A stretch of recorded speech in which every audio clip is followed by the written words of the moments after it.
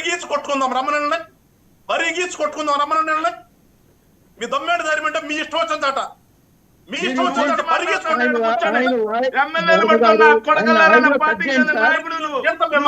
ఎవరు మాట్లాడతారు ఇవ్వండి, సింగిల్ ఫేమ్ ఇవ్వండి, ఆయనకి సింగిల్ ఫేమ్ ఇవ్వండి, మాట్లాడిన వాళ్ళకి ఇవ్వండి, వేరే వాళ్ళకి ఇవ్వకండి. మాకు సంస్కారం ఉంది వర్మ గారు, మాకు సంస్కారంతో మాట్లాడతాం ఎప్పుడు కూడా. వీళ్ళు వచ్చి ఇందాక ఆంజనేయుడు గారు చెప్పారు, కొన్ని వేలు చూపిస్తాం మేము, కొన్ని వేల ఫోటోలు చూపిస్తాం, కొన్ని వేల వీడియోలు చూపిస్తాం మేము. ఈయన వచ్చి మాకేదో వీడియో చూపిస్తాను, ఇది ఊరికే ఆవేశపడిపోతాను, ఎందుకు కొడతాడు, ఎవరిని కొట్టేదినా కొడుతున్నా చదువుకున్నా మేమేడ. అరే అధికారం ఉన్నప్పుడే వికలపారు మమ్మల్ని వీళ్ళు.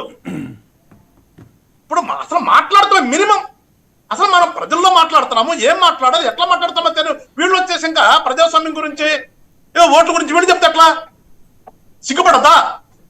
అరే డిగ్రీ చదువుకున్నాడు వేయాల్సినటువంటి ఓటుని 3వ తరగతి 4వ తరగతి అసలు చదువు లేనండి ఓటర్ కార్డు సృష్టించుకొచ్చి తీసుకొచ్చి ఓట్లు ఇప్పించిన ఘనత పడది. వీళ్ళు వచ్చి ఇవాళ వాళ్ళు వచ్చారు, వీళ్ళు వచ్చారు, ఆ ఊరు నుంచి వచ్చారు, ఈ ఊరు నుంచి వచ్చారని చెప్తారంటే వీళ్ళు. వీళ్ళతో మేము మాట్లాడాలి. అందుకనే అంది ఇప్పుడు ఒక మనం డిబేట్ పెట్టాలంటే ప్రజల కోసం మాట్లాడుతున్నాం మనం, అంతేగాని వీళ్ళ కోసం కాదు కదా. వీళ్ళని తీసుకొచ్చి కూర్చోబెట్టి అనవసరమైనటువంటి మాలో కూడా లేనిపోని ఒక ఉద్వేగాన్ని తెప్పించడం తప్పితే ఏం లేదు వరం గారు. సారీ, ఇలాంటి వాళ్ళతో మాట్లాడతాం, మాకైతే సిగ్గు అనిపిస్తుంది, మాకు ఇలాంటి వాళ్ళతో మాట్లాడతాం. ఇవాళ జరిగినటువంటి బై ఎలక్షన్ జరిగిందా లేదా అది చెప్పండి. మీరు అసలు ఎలక్షన్ జరగనిచ్చారా? అది కదా మాట్లాడాల్సింది.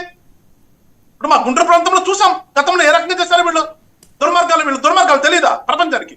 ఇవాళ వచ్చేసి కూర్చునేదో మీరు పిలవటం వాళ్ళని వాళ్ళు వచ్చి కూర్చునేదో మాట్లాడతాం అంటే ఏంటి వాళ్ళ ఆలోచన?